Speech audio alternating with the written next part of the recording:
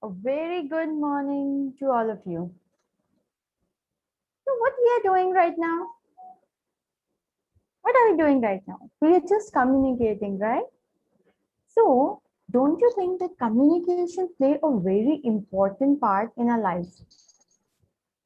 Every day, every time we communicate with our friends, families.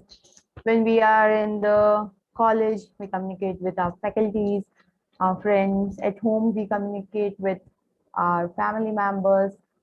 If we are working in the organization, there also we use communication. So we can say communication is something which is very important.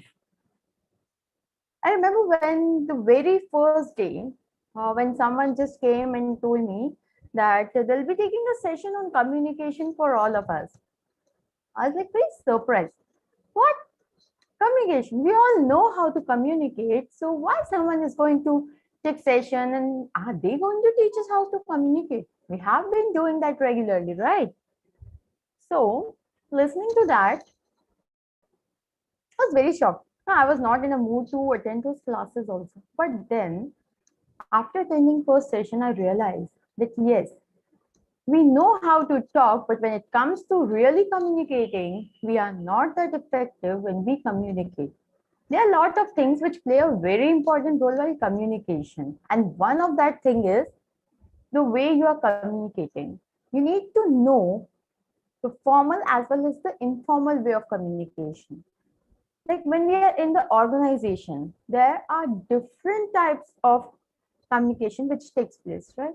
Formal, informal. Now, informal, there's again so many different types. So we must know that thing. So in the previous classes, we have discussed about some of the channels of communication. Today, we will be discussing about the advantages, disadvantages, and some of the examples of formal communication. So let's just start.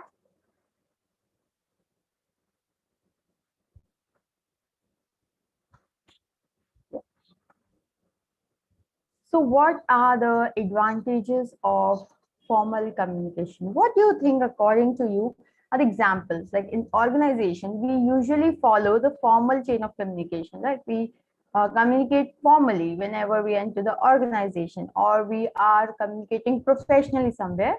So we go with formal communication. So what are the advantages? What is the effectiveness of this formal communication? So the first is systematic flow of information. Whenever we are communicating formally, there is a systematic approach. Like if you remember about the previous session where we have discussed about the different types of formal communication. That was vertical, horizontal, diagonal. So in that, if we talk about downward, upward communication, there it was a system like the junior level. If you're talking about the worker, they cannot directly go and approach the senior management, right? There is a proper flow. They'll have to contact the leaders, then they'll contact the manager. So proper flow is being decided, and in that flow, the information pass. So there is no scope of any misunderstanding while passing on the information, like whom to communicate, who is the right person to be to whom we can discuss our problem. So all these things are not there when it comes to formal chain of communication in the organization. Each and every person is aware how to communicate, where to communicate, and to whom to communicate. Like there was a diagonal communication. So in diagonal communication, it was the cross communication. But there also it was advised that if person from marketing team is communicating with the VP of sales team, then he need to keep his VP marketing informed. He can inform us and he can directly communicate. So there is a proper flow, a systematic flow which has been designed in formal communication. So it helps to avoid any kind of misunderstandings. Easy flow of information is there. Second, helps in fixation of authority. Why it helps in fixation of authority? Why? Because see, authority, you know that who has been authorized for what all responsibilities, their duties. But how this help in fixation of that authority is when you know that who is the right person to whom you need to communicate, then you won't have to find out for the person like where to communicate. For example, if we have some query related to our leave policies, who is the right person to communicate? It's the HR. But are we allowed to directly communicate with HR? Can we directly go to HR and communicate? Or we are supposed to talk to our own department head, and he or she is going to do that? Right.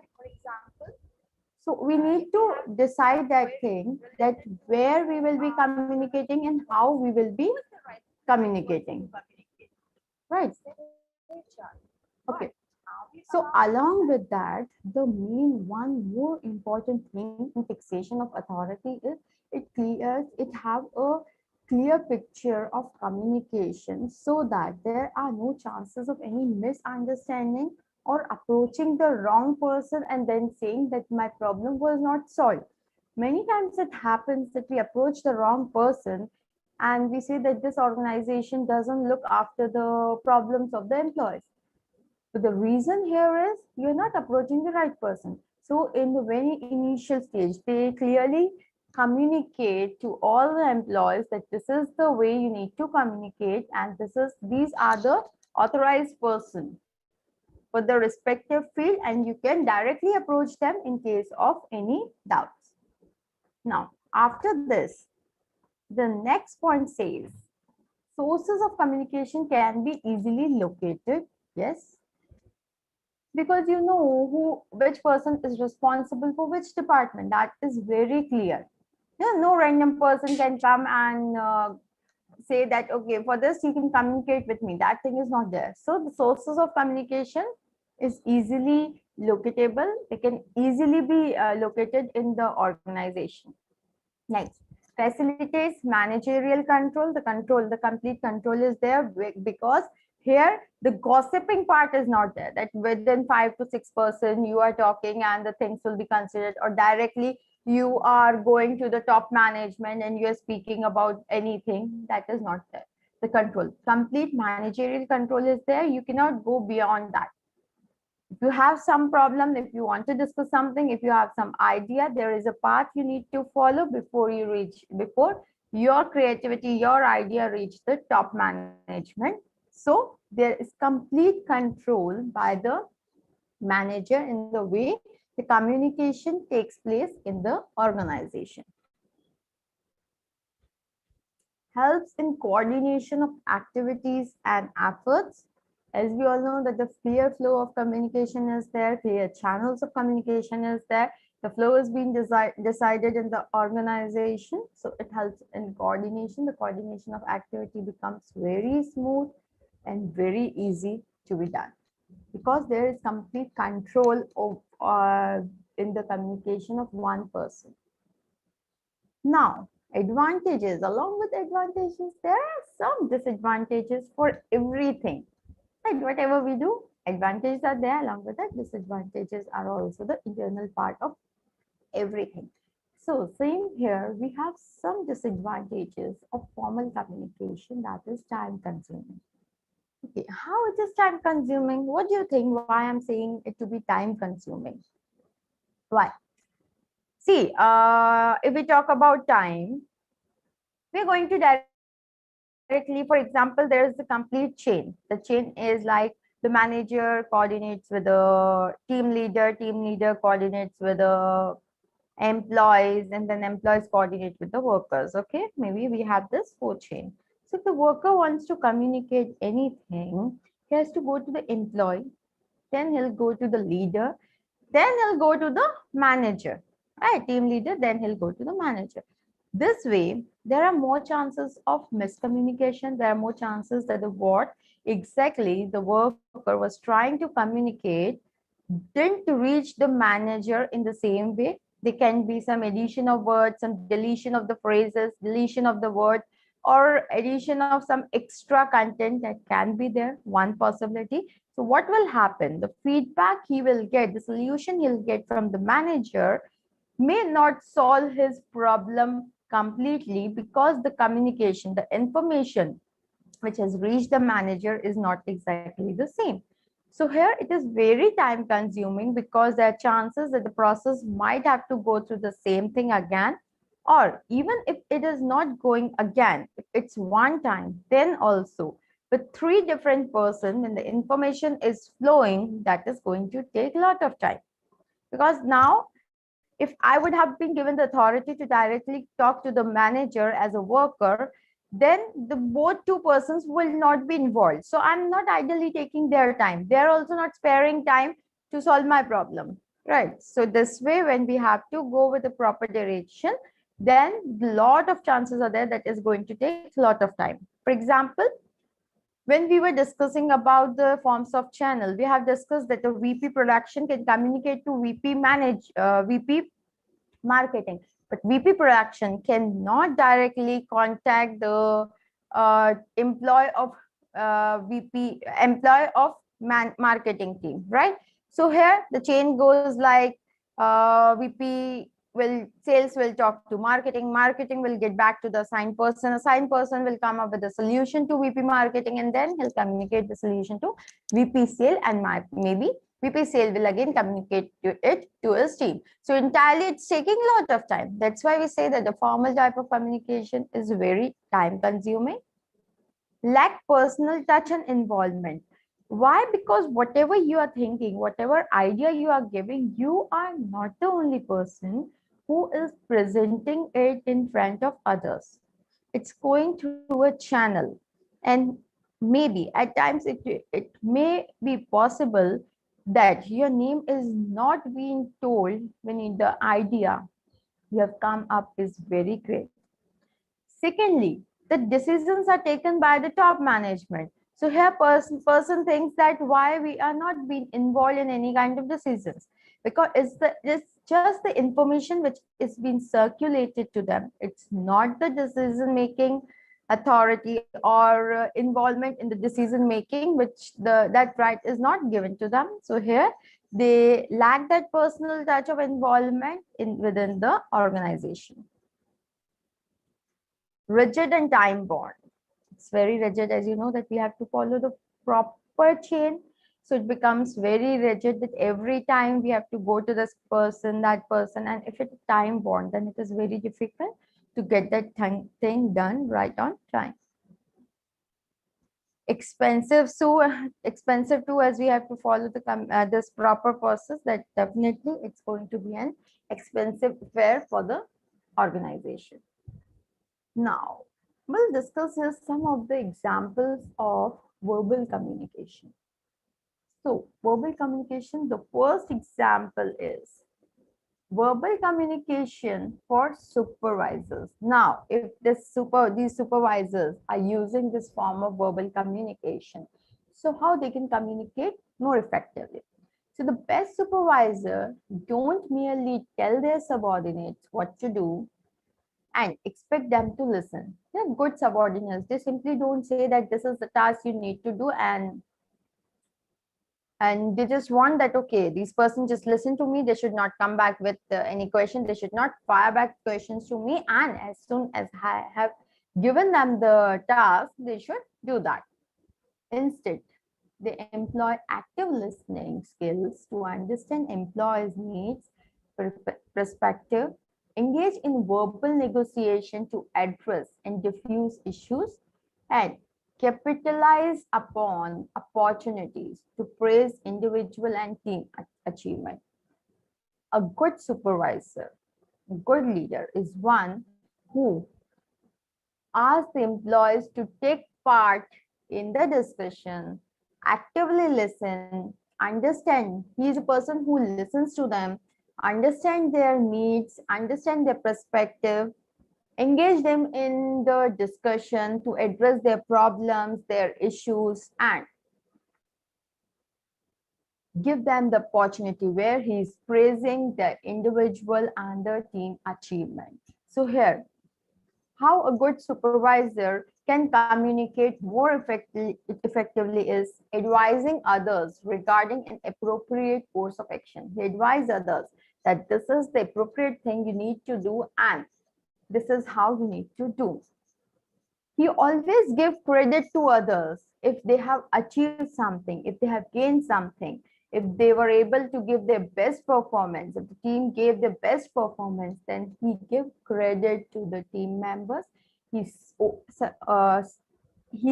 alone don't take the entire credit of the work done by the team. He recognize the objectives. He identify the problems, issues, and try to solve them. If required, he thinks that the people are not doing good. He may even go for termination of the employees. He even terminate the employer if the productivity of that employee is not increasing, despite giving him a lot of warning, despite making me understand all the things that's not increasing, he may terminate. He even go for the training purpose if he thinks that my team needs training for some specific project, some specific task or role. He train others or he hires some external trainers for his team's efficiency so that the efficiency of the team can be increased. He uses self-disclosure to encourage sharing. He allows sharing within the team members, creating a healthy and a good atmosphere within the team. And yes, one of the most important things, he always take care that the discipline is there within the team members. Second, verbal communication for team members. Now, when we are communicating within the team, open and constant line of communication are vital to team success, particularly when completing quality and deadline critical projects. So clear, constant line of communication should be there whenever we are working for some deadline critical projects or we have to come up with the best quality. One of the most important team building skill is strong verbal communication, which helps to ensure that issue will be spotted and resolved in the formative stage. This says that when we are asking team to work in one direction, when you are leading a team, so it is very important that at the formative stage, when we have discussed in team building that there are different stages of team building. So when the team is getting formed, at that point of time, you try to figure out, you try to find out all the issues and solve them right there. You don't put it on hold and wait for actual conflict, actual actual problem to arise and then go for the solution. No, you always try to identify the formative state and you get that thing done. So you're always for getting all these things done for smooth working of the organization. It is important that you are conveying your message concisely, properly. You explain them that this is the work we need to do and I need your assistance in this work. If there is some difficulty, if an employee is going through with some difficulty, if he is unable to get that thing done, so you are explaining the employee in a difficult situation without getting angry. You need to have a lot of patience. When we say that he or she is a team leader, he or she is a person who know how to manage the team, then we simply say that he is a person who is having lot of patience. So you need to address the queries, you need to address the problem, you need to solve the conflicts without getting angry. You need to keep up your patience level very high. If required, you may request the team members for the feedback so you know that where exactly you stand. Do you need to change your approach of working with them or everything is going fine and smoothly? You always state your needs, your desire, your want, your feeling very clearly without blaming anyone. You just explain them everything clearly that these are the things you need to do. This is how you need to do. And I am always available if you want any kind of help or support. So this is how we communicate when we are working in a team. For example of formal communication is, verbal communication with client is, if a large part of work involves one-on-one communication with customers. If you think that your work is something where one-to-one communication is required, will be required with the customers, keep in mind that your conversation need to be focused upon identifying and addressing your clients' needs using your verbal talent to encourage consultative dialogues will ensure positive client relation. What many times it happens that whenever we are addressing an individual client, we use such terms like you all can do that. So we need to make our conversation dedicatedly, specifically focused to that particular client. We need to build the content. We may come up with some addition, deletion of the things when we are talking with the specific client. You know, whenever we are presenting ourselves, whenever we are going with the communication, verbal communication. So it says that you need to analyze your audience also. Who are your audience? To whom you are communicating. Same way, you need to identify your client, his need, and on that basis, if required, you can make some necessary changes so that your conversation is completely focused. It is focusing on the individual identity, and you are addressing your individual client without using some generalized term which makes him feel that it is same for everyone. You need to involve him. You need to address the things in such a way that the client feel that yes, this is what he has made for me only. These benefits he is giving to me only. That is how you need to address the queries. You need to be good in anticipating the concern of others. When you're dealing with the client, you need to be very good in anticipating the concerns, what concerns the client is raising. If the client is asking for clarification, or if you have any doubt with the requirement of the client, then it is always better to go with the clarification. It is always better to ask them for the clarification. You may end up by giving them an open platform to ask open-ended question, or you can also do the same thing. You need to calm down your customers, your clients. You know, at times clients may get hyper. So, or if they have a lot of complaints, so you are the person who is going to calm down your client, and you will address their problems, their issues in a very polite and easy. And the last one under communication with clients says that always emphasize on the benefit of the product, services, or your proposal which you are going to give to the client. Be very specific, be very clear, and focus on those things, that these are the things, these are the benefits we are going to offer to you as in our product or in our services or in our proposal. Next, the last example, that is when you are communicating for presentators, like as a public speaker. Public speaking is a talent that is owned both through practice and through formal training. These things are required when you want to address large gathering, when you're acting as a public speaker. Speaking articulately and persuasively to a live audience involves perfection and right selection of words. Very, very, very important. You cannot randomly go and stand in front of the crowd, addressing them, speaking to them without being perfect in that field, without being perfect in that topic, without preparing, without selecting the right words, right phrases, because there is a lot of group of people from different backgrounds, different culture will be listening to you. So you need to be very selective while going with the word selection. And here also, you need to address, you need to identify your audience before starting your presentation. If it is possible, then always Go with the analyzing the audience and then come up with your presentation. You need to plan out everything, your entire content prior to the delivery. You cannot say that, oh, I am very good in public speaking. You can make me stand anywhere and I can deliver to the public. No, you need to prepare that no matter how good you are, but still the prior preparation should be there.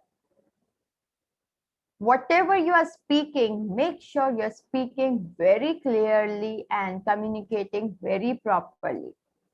The words you're selecting should convey the right meaning along with your body language, your expression which you are giving. You need to introduce your topic in such a way that the complete focus is on the topic. You should not get diverted from the topic when you are speaking in public. If you get diverted, people will start losing interest and they won't be interested in listening to your further communication. Projecting your voice to fill the room. Many times we see that the speaker is just standing, all of a sudden he just simply raised the voice and all the people are focused like what happened, and they start paying attention to that person. Or at times you may see that the communication is going on very smoothly and all of a sudden there is a long pause. No, it will grab the attention. Like what happened? The speaker was speaking and all of a sudden why he's quiet? And then you can throw the most important point of your presentation for which you have gathered the complete interest and their interest, and they are completely in a stage where they listen to you and understand you, right? So these are the few tricks which you can use when you are speaking in public. You can come up with some live examples, your personal examples, or some renowned personalities example. Illustrate. Always use illustration to explain your topic. When people relate themselves with certain situation, they understand the concept very well. As I started, that's how verbal and non-verbal communication play a very important role in day-to-day communication. Same way, whenever you are explaining a topic, try to relate it with someone, maybe to yourself. That's why usually you will see that as soon as the people take over the stage, they come up with some very normal example, what happened to them. They might start giving a short story about their life, about their life which is related to the topic. So this is how they try to gather your interest. This is how they bring your concentration in the public speaking session. And these type of things helps a lot for you to gain the attention of the audience. So you should know, and few things which you need to keep in mind when you are going on the stage, when you're addressing large gathering is, you need to be prepared priorly. You should know what you are going to deliver. You should have a detailed knowledge about the content, about the topic you are delivering. You should use a proper body language. You should have good eye contact with all the people in the auditorium. You should have examples, illustrations ready with you, which you are going to deliver to them, and provide them an open platform to fire back questions on you if there are any. So this should be there. And as a public speaker, it's not just about speaking. You need to be a good listener to address their queries and concerns also. With this, we have completed the formal communication, the verbal communication. Now we will be discussing about informal communication. Now, when we talk about informal communication, what comes in your mind? Like there are some pictures which you can see. So what comes in your mind when we are talking about informal communication? A chain is followed, gossip, probability, cluster. Yes. So it don't follow formal line of communication. There is no formal line of communication like A is going to communicate with B, B to C, C to D, E, D to F, G, H, and E to I, J, K. That is not that. It is also referred as the grapevine spread throughout the organization, with its branches going out in all the directions. So it is something like grapes. We have seen grapes, like it's a bunch. One grape is connected with many different grapes, but that is not in a line. That is not horizontal. That is not vertical. Any grape can be there, any side, anywhere, right? There's no proper symmetry. Same is with the informal communication. So there is no proper chain. There is no proper there is no proper flow. There is no proper line which is followed when we are going into the informal communication. To your surprise, this informal communication, whether you make it a part of your organization or not, by default, this informal communication is there in the organization. How it is there is, one thing, you might have heard about one thing, that is gossiping. By default, we all gossip, isn't it? So that is an internal and default part of the organization. So we are going to discuss like just a broad outlining about what all different types of informal communication are there in the organization. The first is the chain. As you can see that A is communicating with B to C, C to D. So this is how one person communicate with only one person, then they go and communicate with other person. It's not that I'm communicating with a group of 5-6 persons. No, a chain is followed, though it is informal network. But when it comes to chain communication, chain form of informal network, so here what happens, a chain is being followed where one person is going to communicate with only one person. Like A to B, B to C. A is not going to communicate with B, C, D at a time, and then D is going to communicate with someone else. That is not there. Second is gossip.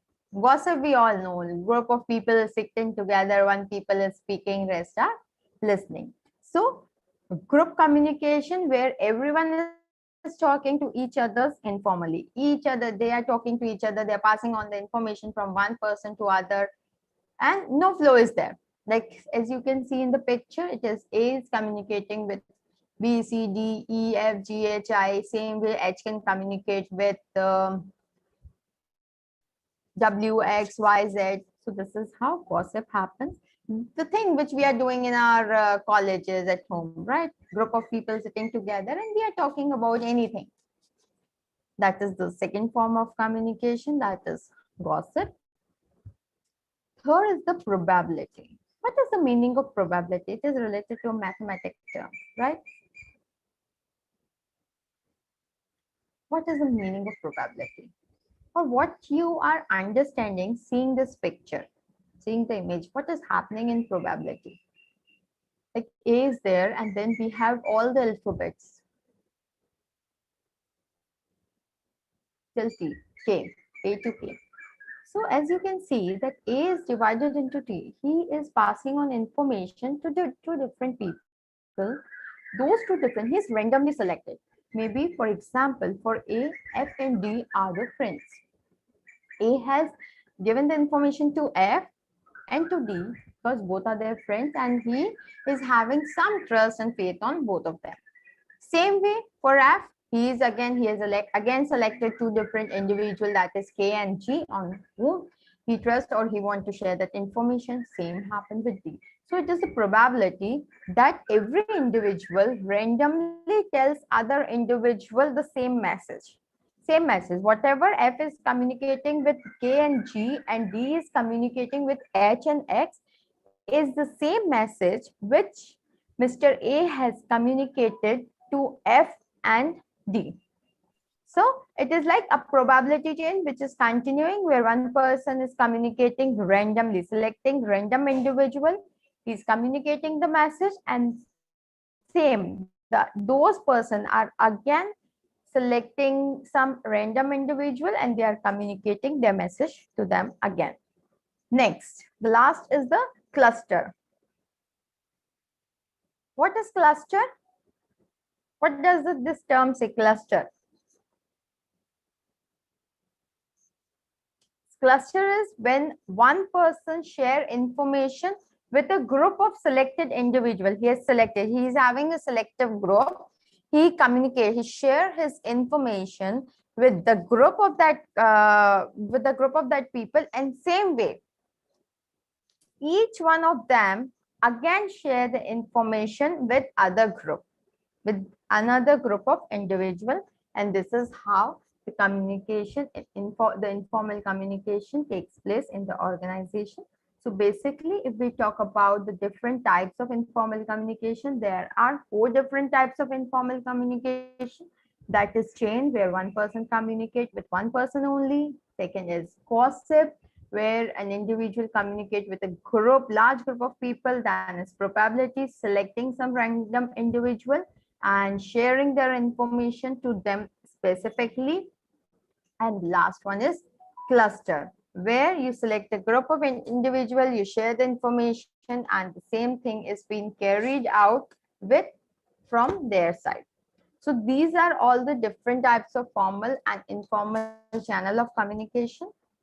Now, one, what do you think is the benefit, the main advantage of going with the informal communication? What do you think? What is going to be the main benefit, main advantage of going with informal communication? Come on.